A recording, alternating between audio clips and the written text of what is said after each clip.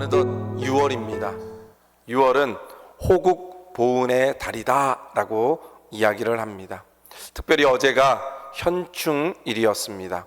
현충일은 나라를 위해 자신의 생명을 바친 순국 선열과 호국 영령들을 기억하는 그러한 날입니다. 그래서 매년 현충일이 되면 국기를 조기로 개항하고 또 오전 10시에는 전국적으로 사이렌이 울립니다. 그리고 1분 동안 묵념하며 나라를 위해 희생한 분들을 기억합니다. 왜 나라에서 매년 현충일이 되면 이런 시간을 가질까요? 기억하기 위해서입니다.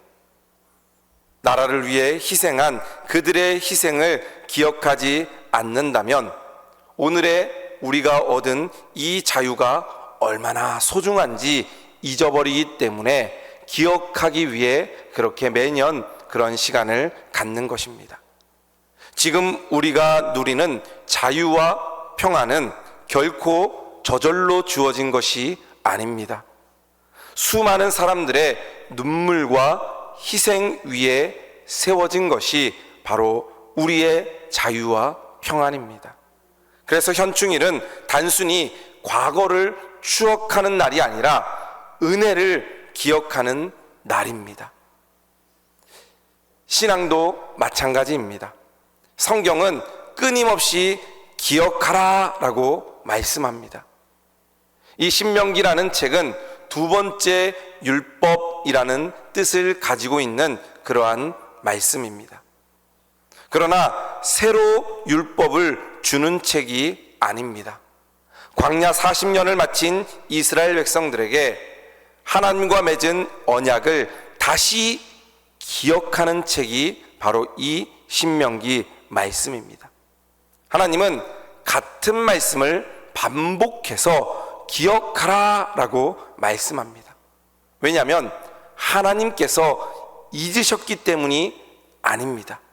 사람들이 잊어버리기 때문입니다. 성경을 보면 인간의 가장 큰 문제는 모르는 것보다 잊어버리는 겁니다. 그것이 가장 큰 문제입니다. 이스라엘 백성들은 홍해바다가 갈라지는 것을 보았습니다. 하늘에서 만나가 내리는 것을 경험했습니다. 반석에서 물이 터지는 것을 기적적으로 경험했습니다. 그런데 얼마 지나지 않아 그 이스라엘 백성들은 하나님을 잊어버렸습니다. 그래서 신명기 전체에는 기억하라, 기억하라, 기억하라 이 말씀이 반복되고 있는 것입니다. 우리가 신앙생활하면서 가장 큰 위기는 고난의 때가 아닙니다. 바로 은혜를 잊어버리는 때가 가장 큰 위기입니다. 우리는 잊지 말아야 됩니다. 예수님이 우리에게 십자가의 은혜로 구원의 은혜를 베풀어 주셨던 그때, 처음 교회 나왔을 때 그 감격, 병상에서 눈물 흘리며 기도할 때 고쳐주셨던 하나님의 은혜, 경제적으로 어려울 때 우리를 붙잡아 주셨던 하나님의 손길, 또 자녀 문제로 밤새도록 기도하며 하나님께 매달렸을 때 하나님께서 은혜를 베풀어 주셨던 그때를 우리는 잊지 말아야 됩니다. 그 당시에는 내가 평생 이런 마음으로 살아야지, 하나님께 감사해야지 라고 했는데 어느덧 몇 년, 몇십 년이 흐르고 나니까 어느덧 당연한 것 같이 살아가는 우리의 모습이 있지는 않은지 우리가 다시 한번 되돌아봐야 됩니다. 그런 의미에서 이 신명기는 모세의 마지막 말씀입니다. 모세는 이제 가나안 땅을 앞에 두고 죽음을 앞두고 있는 그때입니다. 그토록 들어가고 싶었던 가나안 땅에 들어가지 못하고 이제는 이스라엘 백성들과 헤어지고 죽음을 맞이하는 그때입니다. 출애굽에서 나왔던 1세대의 모든 사람들이 광야에서 죽었습니다.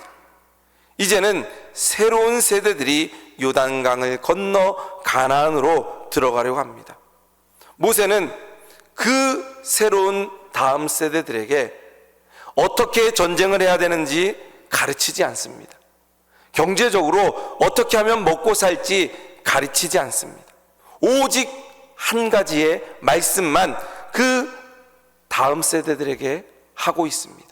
그 말씀은 바로 잊지 말라, 기억하라. 바로 이 말씀을 하고 있는 것입니다. 왜 이 말씀을 모세가 강조해서 말씀을 하고 있을까요? 하나님을 잊어버리면, 하나님의 은혜를 기억하지 않으면 모든 것을 다 잃어버리기 때문입니다. 광야에서는 하나님 없이는 하루도 살 수 없는 곳이 바로 그 광야였습니다. 매일 만나가 내려야 됐습니다. 만나가 내리지 않으면 굶을 수밖에 없었습니다. 반석에서 물이 나와야 됐습니다. 반석에서 물이 나오지 않으면 목말라 죽을 수밖에 없었습니다. 구름 기둥과 불 기둥으로 그들을 인도해야 됐습니다. 그러지 않으면 추워서 더워서 살 수가 없는 곳이 광야였습니다. 바로 하나님께서 그들을 살려주신 겁니다. 그런데 가나안은 다릅니다. 오늘 말씀 그 전의 말씀에 보면 8장 7절부터 10절 말씀에 가나안을 이렇게 묘사하고 있습니다. 시냇물이 흐르는 땅입니다. 물이 풍부합니다. 샘과 근원이 솟는 땅입니다. 밀과 보리가 풍성한 땅입니다. 먹을 것이 부족함이 없는 땅입니다. 문제는 가난이 아닙니다. 문제가 풍요입니다. 광야에서는 그들이 하나님을 찾았지만 가나안에서는 하나님 없이도 살아갈 수 있다라는 착각이 그들에게 들어가기 때문입니다. 그래서 하나님은 말씀하십니다. 내 하나님 여호와를 잊어버리지 말라. 있다라는 히브리어는 사카라는 단어입니다. 단순히 기억이 안 나는 그러한 기억 상실증이 아닙니다. 중요하게 여기지 않는 것입니다. 마음속에서 밀어내는 것입니다. 의도적으로 외면하는 것이 이 사카라는 단어입니다. 내가 고의적으로 밀어내고 내가 의도적으로 외면하는 겁니다. 이제는 하나님이 필요 없습니다. 왜냐하면 가나안 땅에는 먹을 것이 풍부하기 때문에 더 이상 하나님이 필요 없습니다 라고 밀어내고 잊어버리는 겁니다. 하나님을 잊는 것은 기억력의 문제가 아니라 마음의 문제입니다. 그렇다면 우리가 평생 그 마음과 중심을 하나님께 두며 잊지 말아야 될 것이 무엇이 있는지 오늘 말씀을 통해 함께 은혜를 나누고자 합니다. 우리가 먼저 잊지 말아야 될 것은 광야에서 인도하신 하나님의 은혜를 잊지 말아야 됩니다. 모세는 먼저 말합니다. 2절 말씀에 보면 내 하나님 여호와께서 이 40년 동안에 내게 행하신 모든 길을 기억하라 말씀합니다. 여기서 기억하라는 히브리어로 자카르입니다. 한 번 떠올리고 그냥 버리는 것이 아니라 계속해서 되새기고 마음에 새기는 것이 바로 이 자카르입니다. 그래서 우리 마음속에 새기며 기억하라는 겁니다. 잊어버리지 말고 매일매일 매 순간마다 기억하라는 겁니다. 무엇을요? 하나님이 행하신 일을.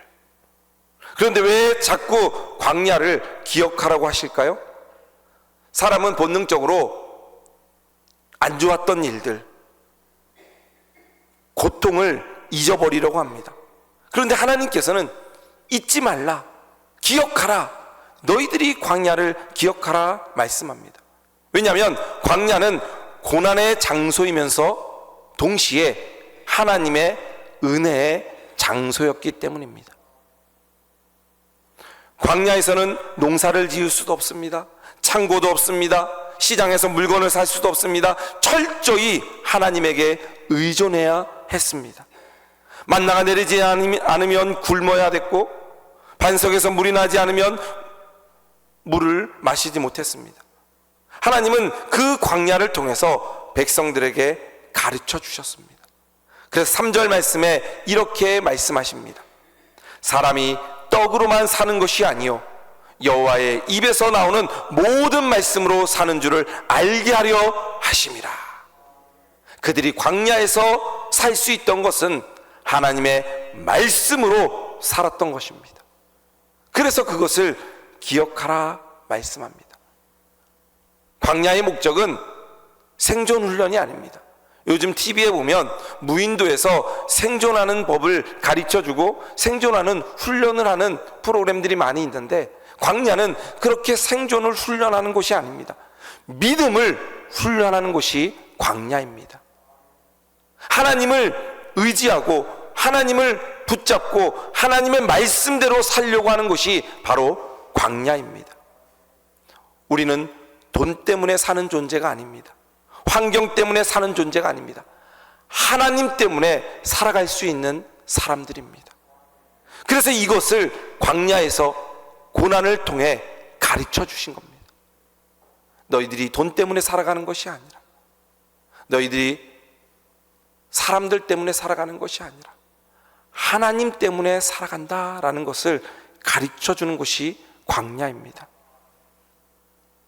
기독교 격언 중에 이런 말씀이 있습니다. 당신이 기도했던 날들을 기억하라. 당신이 기도했던 날들을 기억하라. 여러분들이 어떨 때 기도했습니까? 어려울 때 기도했을 겁니다. 병원 응급실에서 기도했을 겁니다. 자녀들이 문제 있을 때, 어려움이 있을 때 기도했을 겁니다. 경제적인 위기 앞에서 기도했을 겁니다. 하나님, 한 번만 도와주십시오. 그런데 문제가 해결되고 나니까 그 기도를 잊어버리는 경우가 있습니다. 그래서 하나님께서는 너희가 기도했던 날을 기억하라 말씀합니다. 그리고 신명기 말씀에 계속해서 광야를, 그 고난을, 그 어려운 때를 기억하라 말씀하는 것입니다. 왜 그러십니까? 광야가 힘들었지만 그때 하나님과 함께 할 수 있었고 하나님이 주시는 은혜로 살 수 있었기 때문입니다. 바로 그 하나님과 함께 했던 그것을 기억하라 말씀합니다. 광야를 잊으면, 고난을 잊으면 은혜를 잊어버리게 됩니다. 혹시 지금 광야의 때를 지나고 계신 분들 계십니까? 경제적으로, 건강 때문에, 자녀 때문에 어렵고 힘들고 낙심되는 분들이 계십니까? 그 광야가 하나님을 만나는 곳임을 기억하시기 바랍니다. 그 고난의 때에 하나님을 더 붙잡으시기 바랍니다. 그 광야가 오히려 은혜의 장소가, 은혜의 때가 될 줄로 믿습니다. 기억하십시오. 광야는 버림받은 곳이 아니라 하나님을 가장 깊이 만나는 은혜의 자리입니다. 그리고 하나님께서는 우리에게 잊지 말라 말씀하시면서 오늘의 축복이 하나님의 은혜임을 잊지 말라 말씀하십니다. 오늘의 축복이 하나님의 은혜임을 잊지 말라. 모세는 계속해서 경고합니다. 12절 말씀에 내가 먹어서 배부르고 아름다운 집을 짓고 거주하게 되며, 여기에는 아무 문제가 없습니다. 은혜 가운데 살아갑니다. 하나님은 하나님의 자녀와 백성들이 잘 되기를 원합니다. 근데 문제는 그 다음입니다. 14절 말씀에 내 마음이 교만하여 내 하나님 여호와를 잊어버릴까 하노라. 여기에서 교만이라는 것은 히브리어로 룸이라는 단어입니다. 스스로 높아지는 겁니다. 하나님보다 자신이 더 크게 보이는 상태가 바로 이 룸의 상태입니다. 많은 사람들은 가난이 신앙생활하는데 도움이 안 된다고 생각합니다. 적이라고 생각합니다. 그러나 성경은 오히려 풍요한 것, 부요한 것을 더 경계하라 라고 말씀합니다. 이스라엘이 우상을 섬긴 때는 광야의 때가 아니었습니다. 가나안 땅에 들어갔을 때 오히려 그들이 우상을 더 섬겼다라는 것입니다. 왜 그렇습니까? 배가 부르면 기도하지 않기 때문입니다. 평안하면 기도하지 않기 때문입니다. 광야는 하나님 없이는 하루도 살아갈 수 없는 곳이기 때문에 매일매일 기도합니다. 그러나 창고가 가득 차고 넘치면 기도가 사라지게 됩니다. 왜냐하면 하나님께 기도하지 않아도 먹고 살고 잘 살 수 있기 때문입니다. 우리나라도 마찬가지입니다. 70년 전, 이제 6.25 한 76년 전에 이 땅은 전쟁의 폐허였습니다. 아마 저는 잘 모르지만 우리 장로님, 우리 권사님들, 연세 드신 분들은 아마 그때를 기억할 겁니다. 먹을 것이 도저히 없습니다. 뭐 요즘 세대는 밥이 없으면 라면 먹으면 되지, 모르니까 하는 소리입니다. 저도 잘 모릅니다. 그러나 아마 우리 다 어르신들은 기억할 겁니다. 도저히 먹을 것이 없어서 나무 뿌리를 캐먹고, 입을 것이 없어서 옷 하나로 버티는 그러한 시대가 바로 이 6.25 직후였습니다. 그때 우리 믿음의 선조들은 어떻게 했습니까? 새벽마다 모여 기도했습니다. 하나님 없이는 살 수 없습니다. 지금 먹을 것이 없지만, 입을 것이 없지만, 도저히 살아갈 수 없는 그러한 때이지만 하나님이 은혜를 베풀어 주시면 내가 살아갈 수 있습니다 라고 기도했던 것입니다. 그런데 지금 우리는 어떻습니까? 세계 강국이 되었습니다. 그 어느 나라보다 잘 사는 나라입니다. 그런데 요즘 예수님을 믿는 사람들의 모습은 어떨까요? 기도합니까? 옛날보다 기도하지 않습니다.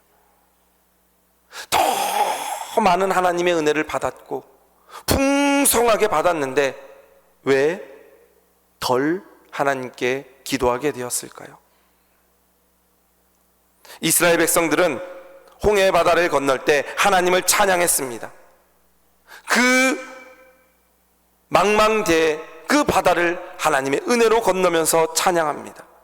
그러나 가나안에 정착한 이후에는 바알을 섬기기 시작합니다. 그 홍해바다, 그 고난은 하나님을 찬양하고 하나님께 가까이 가게 만들었지만 가나안의 그 풍요한 땅은 하나님을 잊게 만드는 것입니다.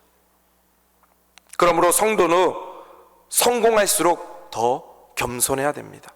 많이 가질수록 더 감사해야 됩니다. 1,000만 원을 벌면 100만 원을 11조 할 때 아까운 마음이 들 때도 있습니다. 근데 정말 도저히 힘이 없고 먹을 것이 없어서 10만 원 벌 때 그 만 원을 11조 하는 분들이 바로 우리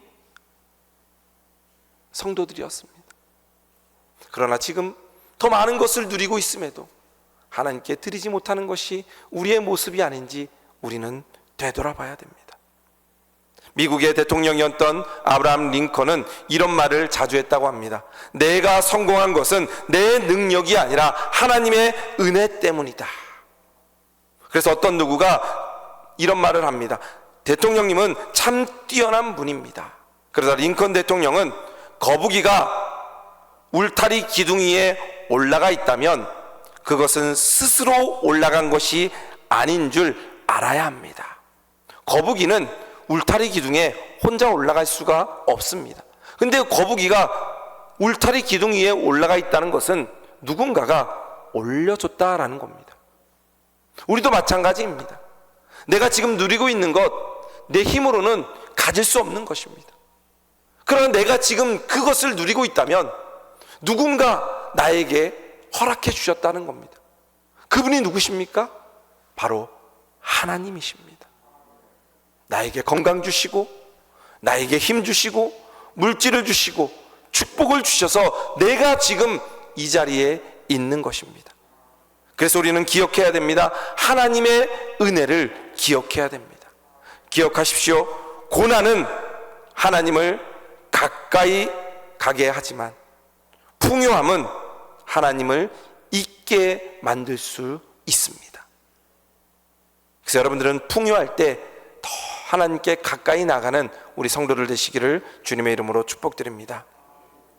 또 하나님께서는 우리들에게 잊지 말라 말씀하시면서 모든 능력의 근원이 하나님이심을 잊지 말라 말씀합니다.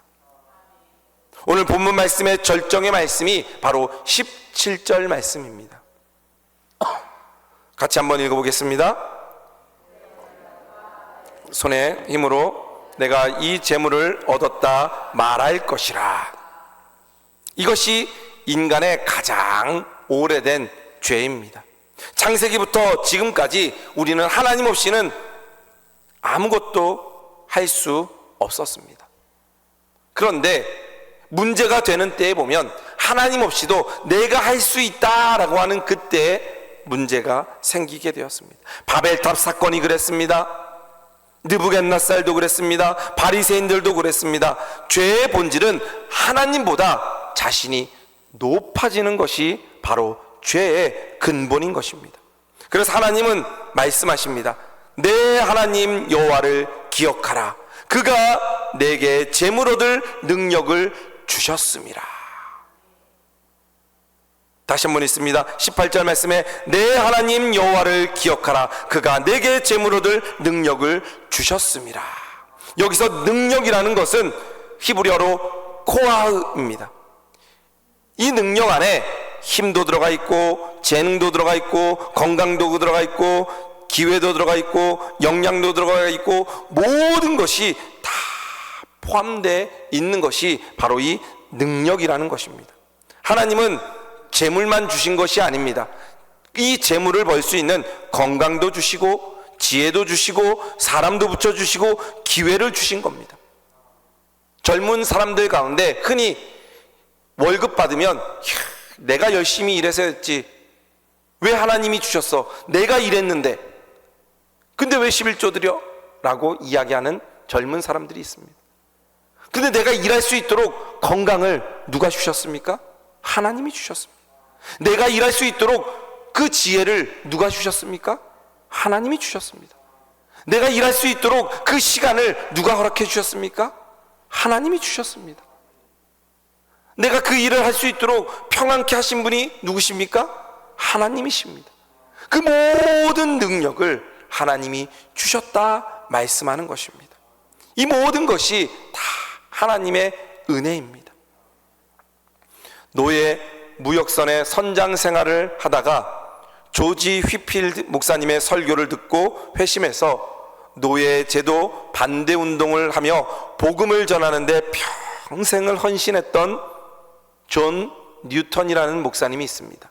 나 같은 죄인 살리신이라는 찬양을 지은 목사님입니다.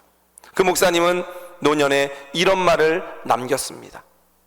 내 기억은 많이 약해졌지만 나는 두 가지를 기억한다. 나는 죄인이었고 예수 그리스도는 위대한 구주시다. 죄인이었던 나를 구원해 주신 분이 바로 예수님이다. 이것을 잊지 않은 것입니다. 신앙은 많이 안다고 좋은 것이 아닙니다.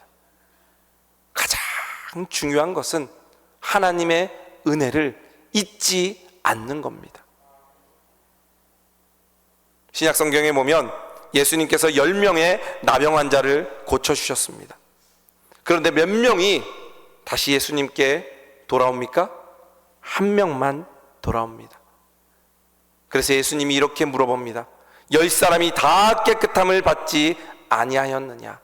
그 9은 어디에 있느냐? 10명이 다 고침받는 큰 은혜를 받았습니다. 그러나 9명은 은혜를 받았지만 그 은혜를 기억하지 않았습니다. 한 사람만 주님께 돌아와 감사하고 그 예수님의 은혜를 기억했습니다. 예수님이 찾으신 사람은 기적을 받은 사람이 아니라 은혜를 기억하는 사람입니다. 그들은 병을 고침받았을지 몰라도 9명은 구원의 은혜를 받지 못합니다.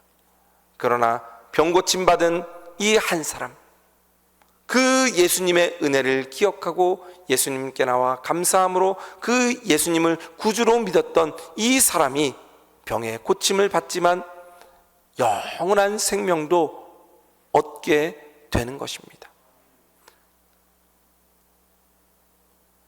우리가 가장 기억해야 될 큰 은혜는 무엇이 있을까요? 건강 주신 것? 재물 주신 것? 평안한 가정 주신 것? 물론 그것도 큰 은혜입니다. 그러나 우리가 가장 기억해야 될 가장 큰 은혜는 바로 십자가의 은혜입니다. 우리는 하나님을 잊고 살던 죄인이었습니다. 그런데 우리를 위해 예수님께서 십자가에서 죽으셨습니다. 우리가 먼저 하나님을 찾은 것이 아니라 하나님이 우리를 찾아오셨습니다. 우리가 하나님을 붙든 것이 아니라 하나님이 우리를 붙잡아 주셨습니다.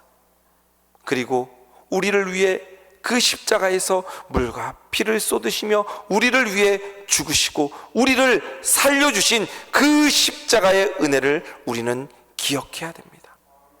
그래서 우리가 받은 가장 큰 은혜는 오늘도 우리를 붙들고 계시는 십자가의 은혜입니다. 우리 성도님들이 다른 건 다 잊어버려도 이 예수 그리스도의 십자가의 은혜는 잊지 않는 우리 성도들 되시기를 주님의 이름으로 축복드립니다. 말씀을 정리합니다. 하나님은 오늘 우리에게 말씀하십니다. 잊지 말아야 될 것들을 말씀하고 있습니다. 광야에서 인도하신 은혜를 잊지 말라 말씀하십니다. 또 오늘 누리는 모든 복이 하나님의 은혜임을 잊지 말라 말씀합니다. 또 재물 얻을 능력까지 주신 그 하나님을 잊지 말라라고 말씀합니다. 우리는 호국 보훈의 달을 맞아 나라를 위해 희생한 분들을 기억합니다. 그리고 믿음을 전해준 부모와 신앙의 선배들을 기억합니다. 그리고 오늘까지 우리를 인도해 주신 그 하나님의 은혜를 기억해야 됩니다. 내 하나님 여호와를 기억하라. 그가 내게 재물 얻을 능력을 주셨습니다. 은혜를 기억하고 감사하는 성도들 되시길 주님의 이름으로 축복드립니다. 감사하는 사람은 겸손할 수 있습니다. 겸손한 사람은 끝까지 하나님 은혜 안에 머물게 되는 것입니다. 하나님의 은혜 안에 머물 때 광야 가운데서도 인도해 주신 하나님, 고난 가운데서도 지켜주신 하나님, 불가능 가운데 기적을 베풀어 주신 하나님을 만나게 될 줄로 믿습니다. 우리 성도님들 늘 하나님의 은혜를 잊지 않고 늘 하나님 붙잡고 예수 그리스도의 십자가 붙잡고 살아가는 우리 모든 성도들 되시기를 주님의 이름으로 축복드립니다.